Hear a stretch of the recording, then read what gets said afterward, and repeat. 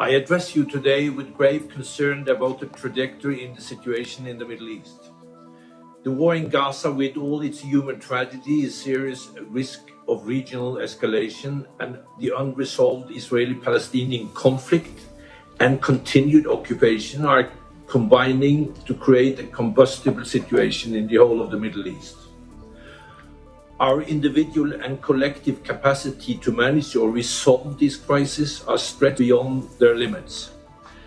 Any spark or miscalculation could set off a series of uncontrollable escalations, embroiling millions more in the conflict. We need a ceasefire now. We must continue all efforts to alleviate human suffering in the region. That means an immediate ceasefire and release of hostages in Gaza. It means diplomatic steps for de-escalation in the region. And it means irreversible moves towards re-establishing a political framework to end the conflict and establish a two-state solution.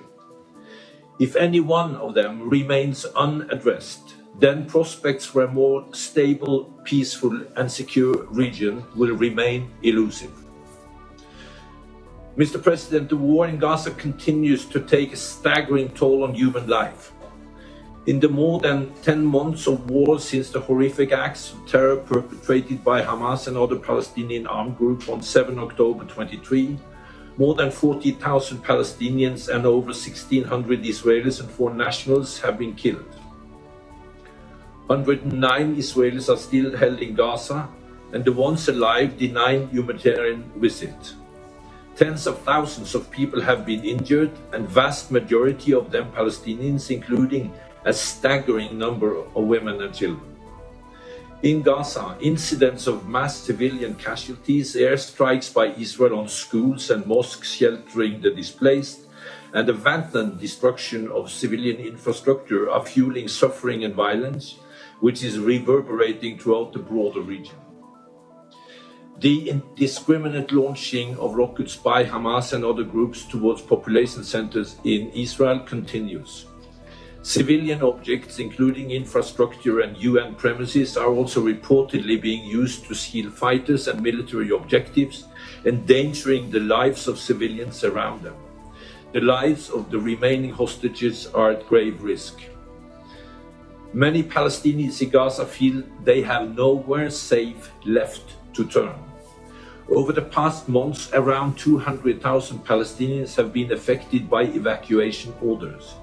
This is merely the latest round of a mass displacement in Gaza, where nearly 2 million people have been forced out of their homes and shelters during the war, most of them multiple times. 85% of the Strip has come under evacuation orders since 7 October.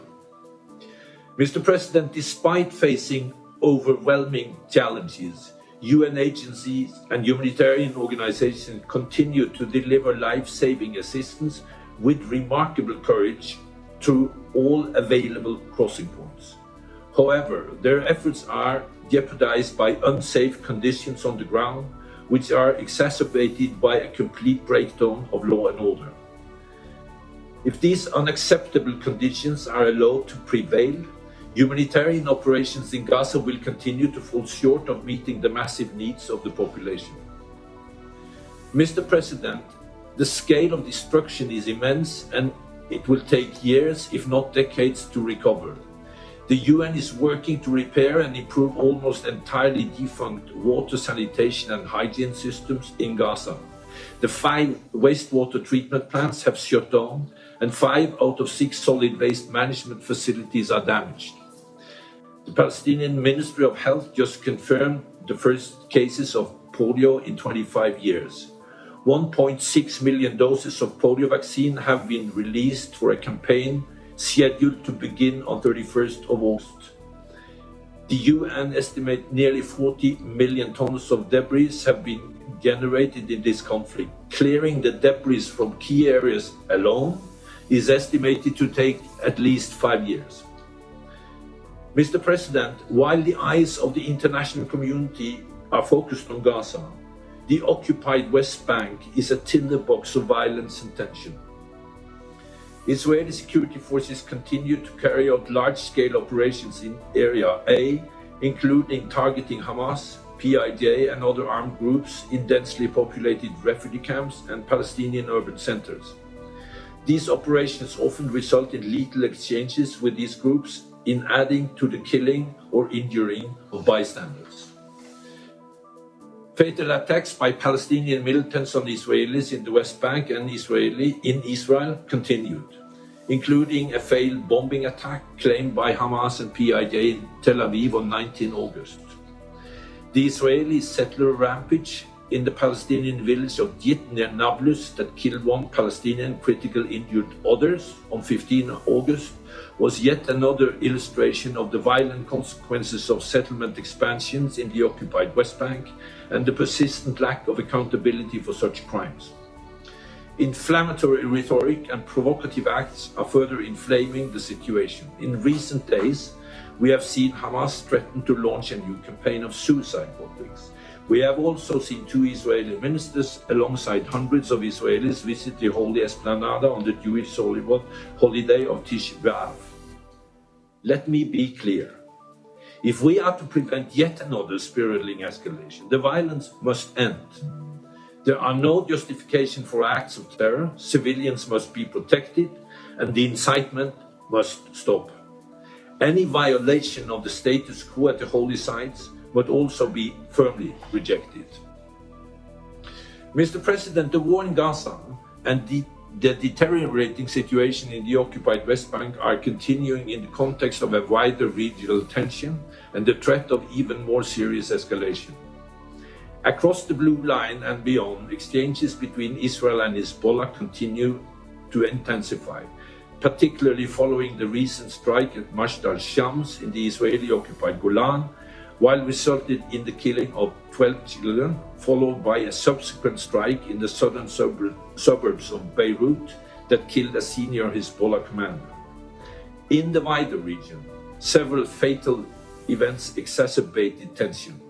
Aerial attacks towards Israel from various locations across the region that Israel has attributed to Iran-backed forces, including a Houthi drone strike in Tel Aviv, Israeli strike that targeted Hudaydah port infrastructure in response, and the killing of Ismail Haniyeh, the leader of Hamas Politburo in Tehran.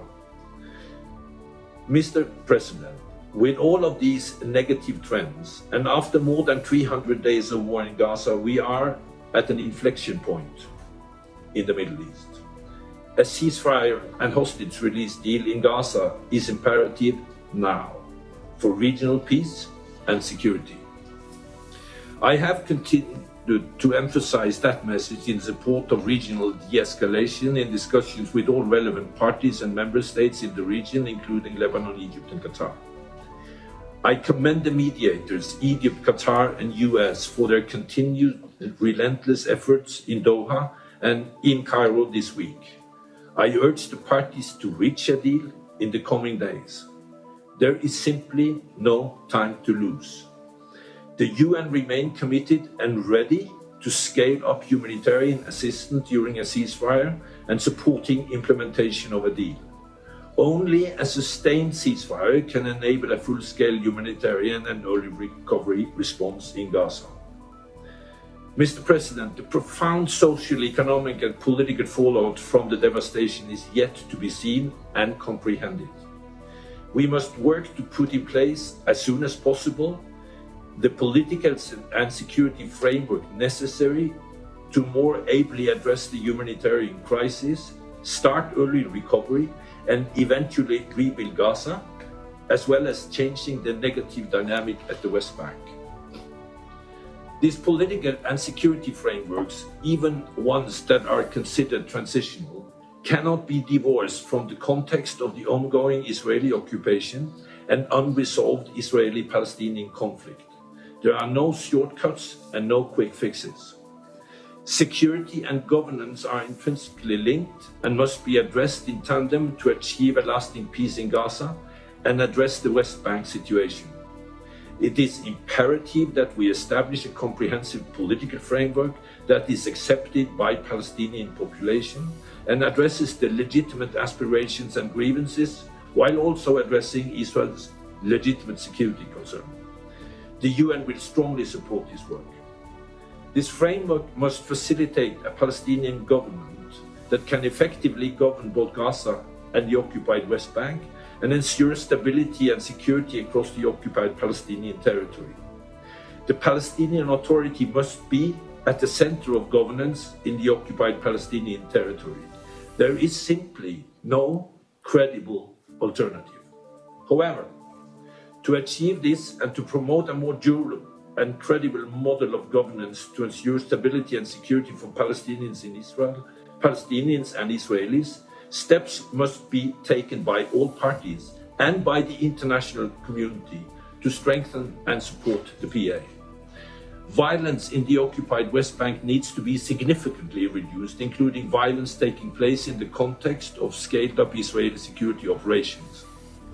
Palestinian security forces need to be supported and empowered to carry out their responsibility fully. Israeli measures that weaken the PA need to be urgently addressed, including IDF operations in Area A, settlement expansion, settler violence, and extreme financial pressure. The international community must work together to address the PA's persistent financial crisis, strengthen its capacity, and enable its return to Gaza. Recent commitments from the World Bank and the European Union offer the promise of relief, but will not resolve the precarity of the PA's financial situation. We must work together to strengthen the ability of the PA to meet the needs of their people. Most importantly, for any of these efforts to be credible and durable, a political horizon must be re-established. Security fixes alone will not lead to a more stable future for anyone in the region. But let us not be naive about what is required. It will take concerted effort from committed leaders, from the region and the international community. It may also require us to rethink how we get there. The steps I've outlined above, which are informed by the principles I outlined to you in May, are a start. Mr. President, finally, ultimately the only path of these vicious circles of despair is a political horizon that will end the occupation and achieve a two-state solution. Israel and an independent, democratic, continuous, viable and sovereign Palestinian state, living side by side in peace and security with secure and recognized borders on the basis of the pre-67 lines with Jerusalem as the capital of both. The United Nations will continue to support all efforts towards this goal.